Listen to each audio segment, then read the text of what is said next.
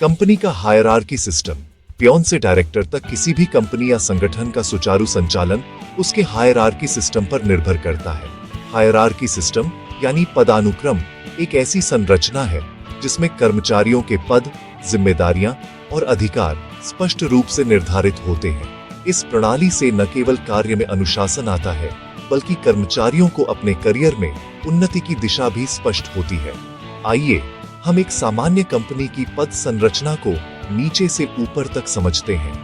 एक, peon, office boy. Messenger company की सबसे निचली श्रेणी में पियोन या ऑफिस बॉय होते हैं। इनका मुख्य कार्य कार्यालय के साधारण कामकाज को सुचारू रखना है। यह लोग डॉक्यूमेंट्स डिलीवर करना, टेलीफोन कॉल्स का जवाब देना, ऑफिस की सफाई में मदद करना और वरिष्ठ अधिकारियों की छोटी मोटी सहायता करना जैसे कार्य करते हैं। यद्यपि यह पद छोटा दिखता है, पर यह कंपनी के दैनिक संचालन के लिए अत्यंत आवश्यक है। एक अच्छे पियोन का समय पालन और निष्ठा कंपनी की छवि पर सकारात्मक प्रभाव डालती है। तो क्लर्क, जूनियर असिस्टेंट। पियोन के ऊपर क्लर्क या जूनियर असिस्टेंट का पद आता है। यह कर्मचारी कार्यालय के दस्तावेजों का रिकॉर्ड रखता है, फाइलें व्यवस्थित करता है और दैनिक रिपोर्ट तैयार करने में सहायक होता है। क्लर्क अक्सर वरिष्ठ अधिकारियों के निर्देशों के अनुसार काम करता है। इनकी जिम्मेदारी बढ़ने पर वे हिसाब किताब, स्टॉक मेंटेनेंस और डेटा एंट्री जैसे कार्य भी संभालते हैं। 3, सीनियर क्लर्क असिस्टेंट। कुछ वर्षों के अनुभव और प्रदर्शन के बाद क्लर्क का पद बढ़कर सीनियर क्लर्क या असिस्टेंट में बदल जाता है। इस स्तर पर कर्मचारी न केवल दस्तावेज तैयार करता है, बल्कि डेटा का विश्लेषण करना, रिपोर्ट बनाना और विभागीय कामकाज का नियंत्रण रखना भी उसकी जिम्मेदारी होती है। वे जूनियर कर्मचारियों को मार्गदर्शन देते हैं और अपने वरिष्ठों को महत्वपूर्ण सुझाव देते हैं। 4, एग्जीक्यूटिव डॉग ऑफिसर। क्लर्क और असिस्टेंट के ऊपर एग्जीक्यूटिव या ऑफिसर का पद आता है। यह कर्मचारी विभाग में निर्णय लेने में योगदान देता है। वे अपने विभाग के दैनिक कार्यों का प्रबंधन करते हैं, कार्य विभाजन करते हैं और सुनिश्चित करते हैं कि काम समय पर और गुणवत्ता के साथ पूरा हो। उदाहरण के लिए एचआर ऑफिसर कर्मचारियों के रिकॉर्ड, भर्ती और प्रशिक्षण के कामों की देखरेख करता है। 5, सीनियर एग्जीक्यूटिव। Senior officer. कुछ अनुभव और कौशल के बाद एग्जीक्यूटिव का पद सीनियर एग्जीक्यूटिव में परिवर्तित हो जाता है।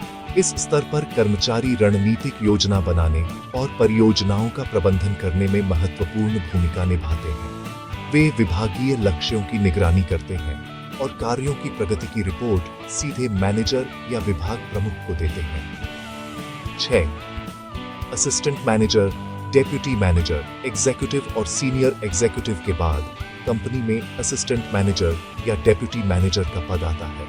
इस स्तर पर कर्मचारी टीम का नेतृत्व करता है और परियोजनाओं का समग्र नियंत्रण रखता है।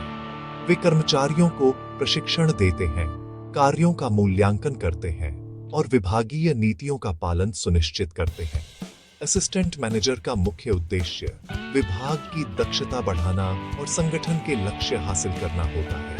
7, मैनेजर। असिस्टेंट मैनेजर के ऊपर मैनेजर का पद होता है। एक मैनेजर का कार्य केवल विभाग का संचालन करना नहीं, बल्कि रणनीतिक निर्णय लेना भी होता है। मैनेजर अपने विभाग के बजट, संसाधनों और मानव संसाधनों की देखरेख करता है। वह वरिष्ठ प्रबंधन को रिपोर्ट देता है और सुनिश्चित करता है कि विभागीय लक्ष्य कंपनी की दीर्घकालिक योजना के अनुरूप हो। मैनेजर टीम को प्रेरित करने और समस्या समाधान करने में भी माहिर होता है।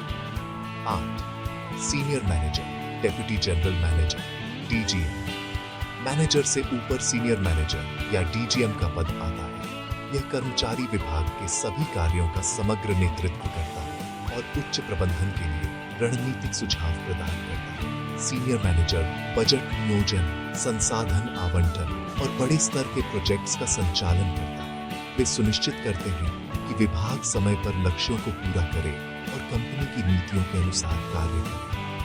9, general manager, GM. Senior manager के ऊपर जनरल मैनेजर का पद होता है। जीएम विभाग का संपूर्ण प्रबंधन करता है और कंपनी के उच्च प्रबंधन टीम का हिस्सा होता है। उनका मुख्य कार्य रणनीति बनाना, निर्णय लेना और विभागीय प्रदर्शन को अनुकूल बनाना है।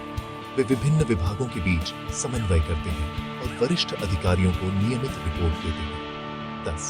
Senior general manager, vice president, VP GM के ऊपर सीनियर जीएम या वाइस प्रेसिडेंट का पद आता है। इस स्तर पर कर्मचारी कंपनी के महत्वपूर्ण निर्णयों में भाग लेते हैं। वीपी विभागों की योजनाओं का मूल्यांकन करता है, नए अवसरों की पहचान करता है और संगठन की दिशा तय करने में उच्च प्रबंधन को सलाह देता है। वीपी का कार्य न केवल विभागीय बल्कि पूरे संगठन के लिए रणनीतिक दृष्टि रखना है। 11. डायरेक्टर, सभी पदों के शीर्ष पर डायरेक्टर का पद होता है। डायरेक्टर कंपनी के सभी विभागों का समग्र प्रबंधन करता है और उसकी मुख्य जिम्मेदारी संगठन की दीर्घकालिक सफलता सुनिश्चित करना होती है। डायरेक्टर बोर्ड मीटिंग्स में भाग लेते हैं, नीतियों को अंतिम रूप देते हैं और बड़े वित्तीय एवं रणनीतिक निर्णय लेते हैं।